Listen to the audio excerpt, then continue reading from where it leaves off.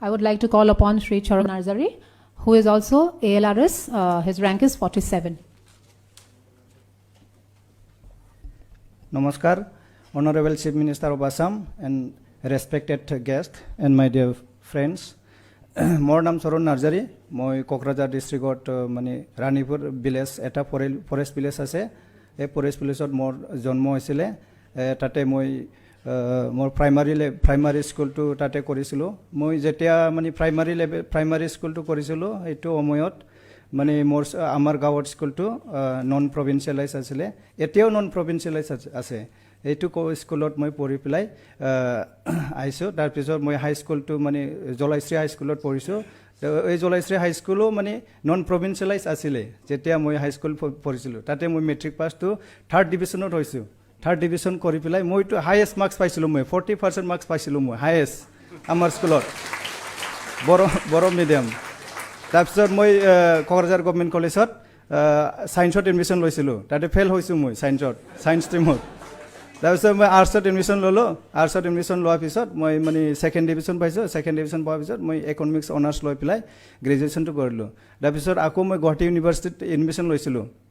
গুৱাহাটী ইউনিভাৰ্চিটিত বেক থকাৰ কাৰণে তাতে মানে এডমিশ্যন মানে কমপ্লিট কৰা নাই মাষ্টাৰ ডিগ্ৰীটো পণ্ডিচেৰীত যাই পেলাই আকৌ মাষ্টাৰ ডিগ্ৰী কৰিছে তাতে মই মানে বহুত মানে ভাল লগৰ কেইটা লগ পাইছিলোঁ UPSC ৰিলেটেড চিভিল ছাৰ্ভিচ কি হয় মই আগতো একো গম পোৱা নাছিলোঁ চিভিল ছাৰ্ভিচ কি বস্তু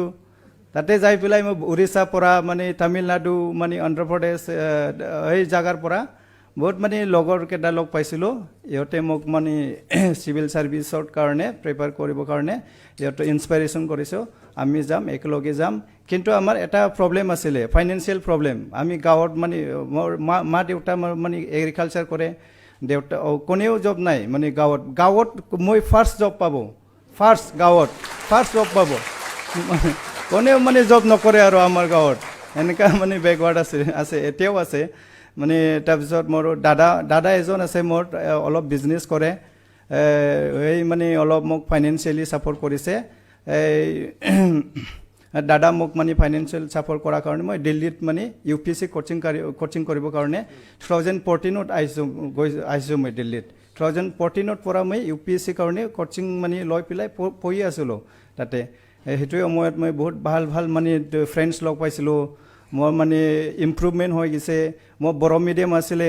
তাৰপিছত মানে ইংলিছত অলপ প্ৰব্লেম হৈ আছিলে সেইটো মই মানে ইম্প্ৰুভ কৰিলোঁ লগৰ কেইটাৰ লগত মানে ডিছকাছ কৰি পেলাই পঢ়ি পেলাই 2014ত পৰা এতিয়াই মই 2026 ইয়াৰ্ছ মই চিভিল ছাৰ্ভিচ ষ্ট্ৰাগল কৰিছোঁ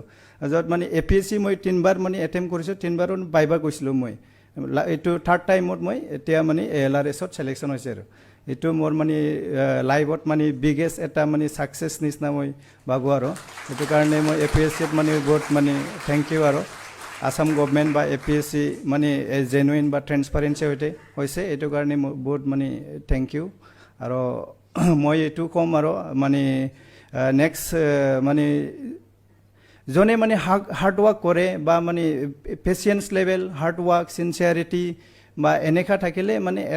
এদিন নহলে এদিন সাকসেস হবই আৰু এটো মেটাৰ নকৰে কি পাৰ্সেন্টেজ কম বা কিবা মানে আৰ্টস স্ট্ৰিম বা বড় মিডিয়াম বা অসমীয়া মিডিয়ামৰ পৰা আহা মানে স্টুডেন্ট বিলাক মানে এটো এক্সামটো ক্লিয়াৰ কৰিব নোৱাৰে মানে কষ্ট কৰিলে সবে মানে সাকসেস হবই আৰু কষ্টটো মেইন কথা